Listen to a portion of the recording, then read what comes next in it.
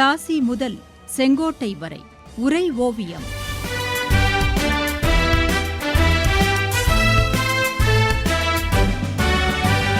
சும்மாவா வந்தது சுதந்திரம் என்பது, சும்மாவா வந்தது.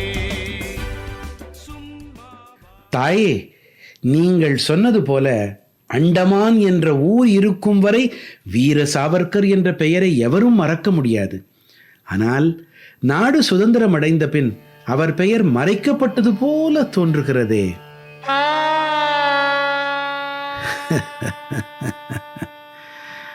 ஆம் மகனே, உண்மைதான்.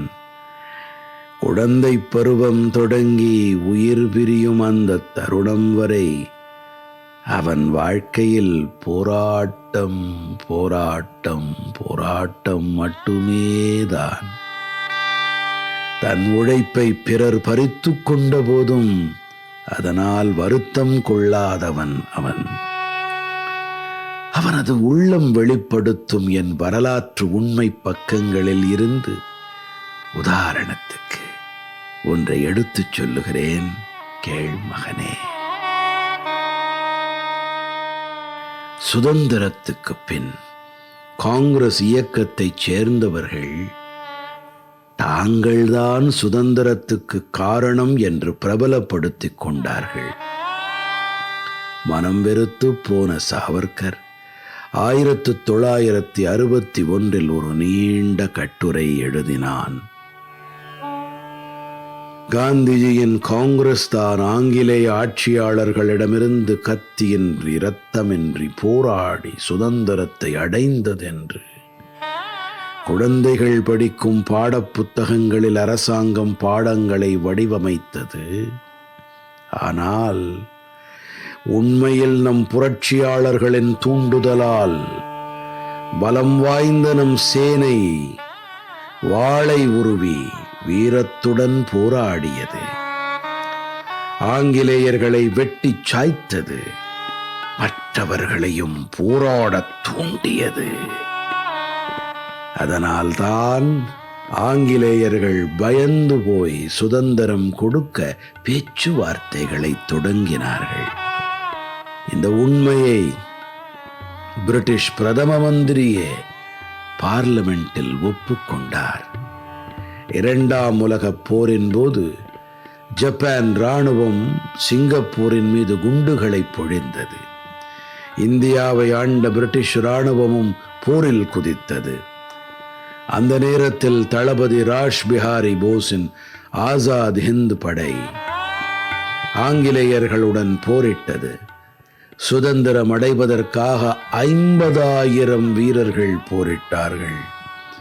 அதில் 25,000 பேர் வீர மரணம் அடைந்தார்கள். மீதமிருந்தவர்களில் பெரும் பகுதியினர் சுபாஷ் சந்திர போஸின் INAவில் சேர்ந்து விட்டார்கள். பார்லிமெண்டில் பிரிட்டிஷ் அரசு the independence of India act சட்டத்தை நிறைவேற்றியது. இந்த மசோதா அறிமுகம் செய்யப்பட்ட போது வின்ஸ்டன் சர்ச்சில் வருத்தமடைந்தார். இதை நிறைவேற்றுவதை தவிர வேறு வழியில்லையா? இந்தியாவுக்கு சுதந்திரம் கொடுக்காமல் நம் பிடியிலேயே வைத்துக் கொள்ள முடியாதா என்று கேட்டார். இந்தியாவுக்கு சுதந்திரம் கொடுப்பதற்கான காரணம், அங்குள்ள இராணுவம் இப்பொழுது வெறும் ரொட்டிக்காக ஏங்கிக் கொண்டு இல்லை. பிரிட்டனுக்கு தற்போதைய நிலையில் இந்திய இராணுவத்தை அடக்கி வைக்கும் சக்தியும் இல்லை என்று பதிலளித்தார் பிரதமர் கிளெமெண்ட் அட்லி. அட்லியின் கருத்தை பிரிட்டிஷ் பாராளுமன்ற உறுப்பினர்களும் வெளிப்படுத்தினார்கள். எனவே சுதந்திரம் என்பது புரட்சியாளர்களின் போராட்டங்களுக்கு கிடைத்த வெற்றி என்று எழுதினான் சாவர்கர். இந்திய தேசிய காங்கிரஸைச் சேர்ந்தவர்கள் சுதந்திரத்துக்கு பின் பதவிகளுக்கு வந்தார்கள்.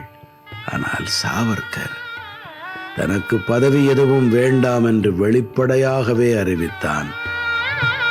செக்கெடுத்து எண்ணெய் எடுக்கும் வேலை எனக்கு கொடுக்கப்பட்டது.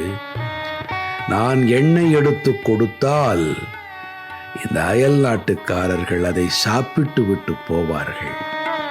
அந்த ஒவ்வொரு எண்ணெய் துளியிலும் பாரதத்தின் நெருப்பு கொழுந்து விட்டு எரிகிறது. அண்டமானில் பலர் தூக்கிலேற்றப்பட்டார்கள். பலர் கொடுமைகளை அனுபவித்தார்கள். ஆனாலும் அவர்கள் தங்கள் பாதையிலிருந்து ஒரு நாளும் பிறழவில்லை.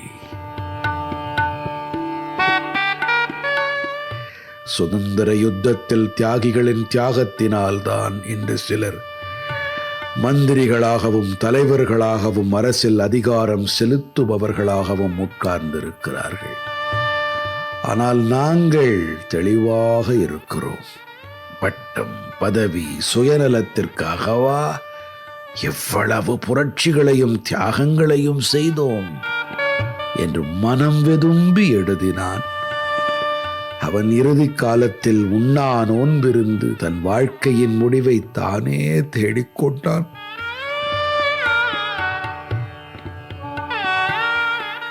உண்மையில் அண்டமான் இருக்கும் வரை அதன் சிறையும் சாவர்கர் என்ற பெயரையும் ஒவ்வொருவரும் நினைவில் வைத்துக் கொள்வார்கள்.